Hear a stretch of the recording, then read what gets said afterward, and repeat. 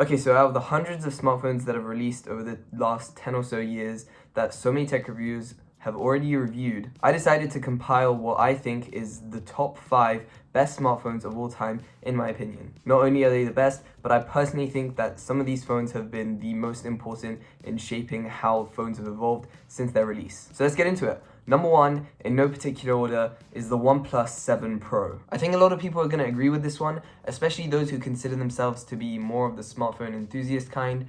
You might remember how good of a phone this was, especially for the price.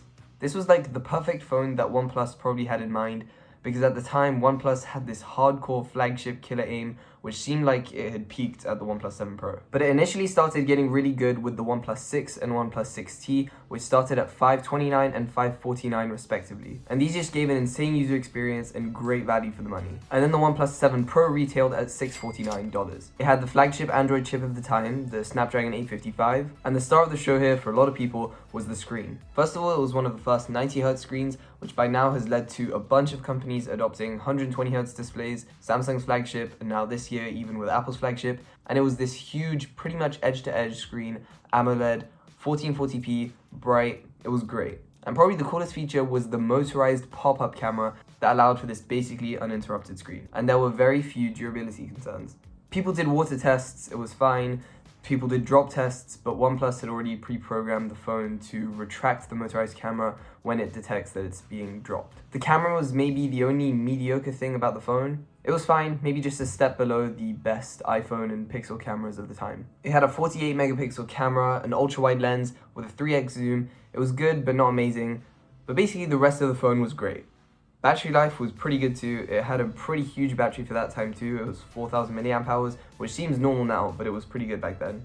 And it had Warp Charge 30, which OnePlus was really well known for, which could charge the phone in like 20 minutes. Another feature that everyone loved was OnePlus's software. OnePlus had this really light skin over stock Android called Oxygen OS. They still have Oxygen OS, but not as clean. And everyone just really liked it because it was pretty much bloatware free and a really close experience to stock Android. But nowadays that vision is basically gone completely. And to top it all off, they had this sick nebula blue color that everyone loved.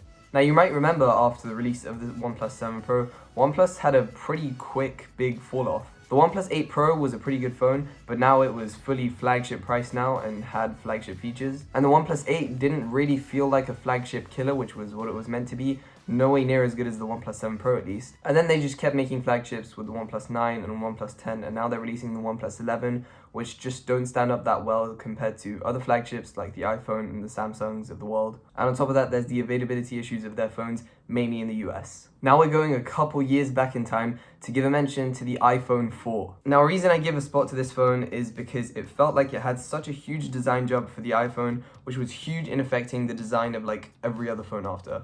It's the first iPhone with this much metal and glass, and basically every phone nowadays is just metal and glass.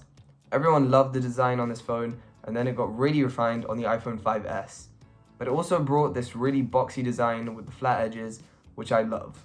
And it's basically the new design language for the iPhones now. It just looks and feels way more premium. I'm a really big fan. It's more space efficient this way as well. I really hope they keep this for a long time. Okay, now jumping back forward a little bit, I want to give a mention to the ROG Phone 2. This phone was crazy for its time. It was crazy unique. It had insane specs, which was pretty much one of its main selling points as a gaming phone. But most importantly, what this phone did for the gaming phones of the world was to combine these insane specs with a good general day-to-day usage experience. As I said, the design is crazy and unique, especially for the time it was released in. It had a lot of enthusiast features like stereo speakers, 120Hz, bright, huge screen. Now that's not to say that the phone was perfect. They still definitely had some bad things.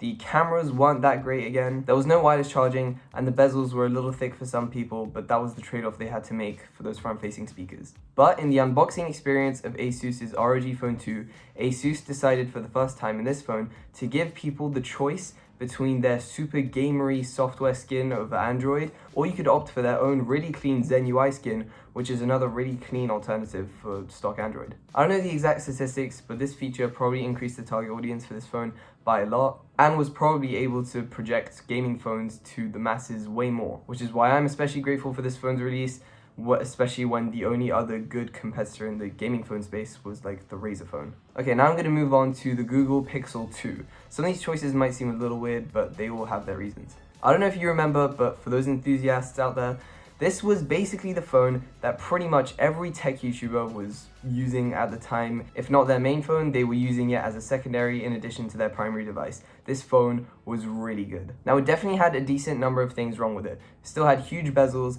and had 4 GB of RAM in the starting model, and it just wasn't generally that great performing, especially compared to the flagships they were comparing it to. But the main feature about the Pixel 2 that everyone cared about and kept it in a lot of people's pockets were the cameras. This is why so many people were carrying around a Pixel 2 in their second pocket just for the camera, just to take better photos. The camera had this contrasty, really distinct, fun look to it, which is kind of what Google's known for nowadays with their cameras and the photos they can produce. And this was basically all because Google and this phone had really perfected their phone software. We know nowadays that if anything, software is way more important than hardware in smartphone cameras.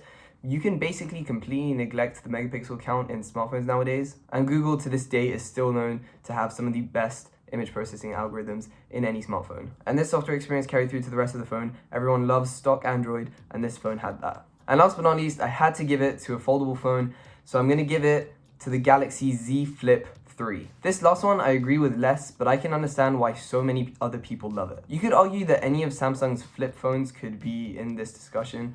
You'll see in a second why, but I feel like the Z Flip 3 is kind of when they started getting their foldables really refined. And that's the point. This is the most refined, well-rounded foldable. The form factor wasn't really that different to what people were used to, and it did the best job at making the foldable feature feel just like that. Just another feature on the smartphone, not a gimmick, just another feature alongside a great camera, great screen, and a great all-round phone. The OG Flip came out around the same time as the Motorola Razr, which got a lot of hype as well, but was no way near as refined as the Z Flip. The cameras were bad, and it just didn't seem like a phone that a lot of people wanted to use for day-to-day use. It was mainly for the nostalgia.